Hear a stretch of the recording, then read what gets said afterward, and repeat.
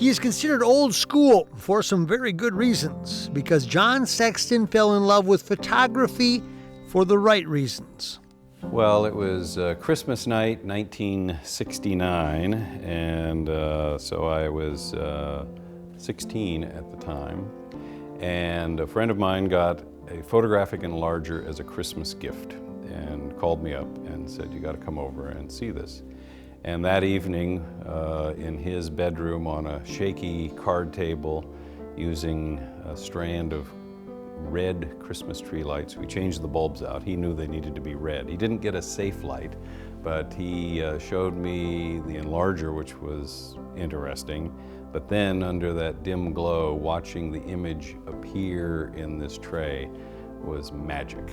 A magic he would further once he fell in love with it and took his passion to college, where he would again be influenced, this time by a person, the Babe Ruth of the industry, Ansel Adams. In a college photography class, a class that had nothing to do with creative photography, nothing to do with fine art photography, we took a field trip out of the context of the class because the instructor thought it was important for us to see an exhibition of photographs by 3 photographers, Ansel Adams, Edward Weston, and Win Bullock. I had never been to a real photography exhibition before, and the work by those 3 photographers took my breath away. I literally, would gasp at the sheer physical, sensual beauty of these wonderful black and white silver gelatin prints. Technology changed, but Sexton would not. The premise simple. Do not give away to shooting digital images. Shoot it on film and develop it in the darkroom. It's a creative process, and I understand the workings of that process today much better than I did as a teenager.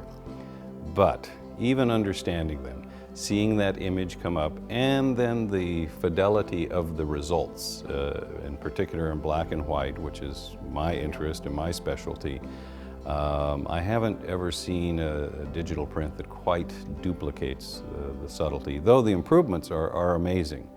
And I find that 2 minutes in the developer, under the safe lights, massaging and agitating that print by hand, goes by much more quickly for me than 15 or 20 seconds watching the icon of a wristwatch or something go by in Photoshop. I'm just worried, not worried about surpassing anyone, just trying to hopefully have a few good photographs to still make in this wonderful adventure. His reputation has him in demand.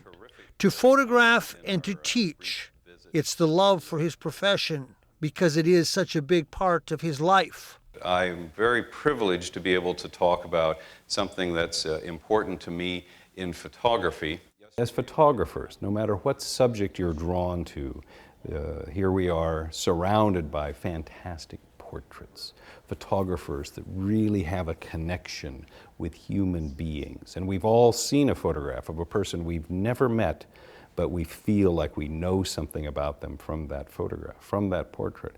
I'm drawn to the landscape. It's what's part of my inner fabric outside of photography as well. That's what I live for. That's what I care about. That drive means doing it his way. And that means shooting it in black and white. Seems a bit primitive on the surface until you study the work and understand the concept. I can't imagine not doing black and white, probably because of my early experiences, probably because of that exhibition, of seeing those black and white photographs. And then from a personal point of view, I find the control and the ability to interpret in black and white is much greater, for me anyway, than color. Good photograph reveals not only that which is in front of the camera, that obviously would be the subject, but also that which is behind the camera. Like his mentor Adams, he radiates with that rare quality where you keep searching for the perfect sky, the perfect sunlight, the perfect background.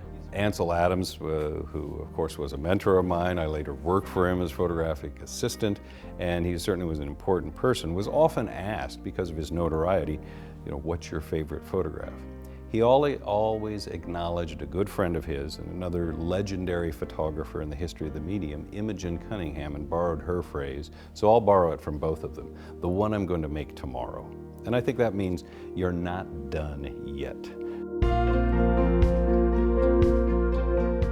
And he's learned that not all pictures are award winners, but there is a certain learning curve that allows you to help get it right even when you don't get it right. Sometimes the ones that are painful failures, for whatever reason, technical or aesthetic, many times those, if you dust yourself off after that process, which is not a pleasant process, then sometimes you come up with ideas that end up being tools for future successful images. So he continues to seek perfection, understanding there might not be a perfect picture, but there is a perfect job, at least for John Sexton.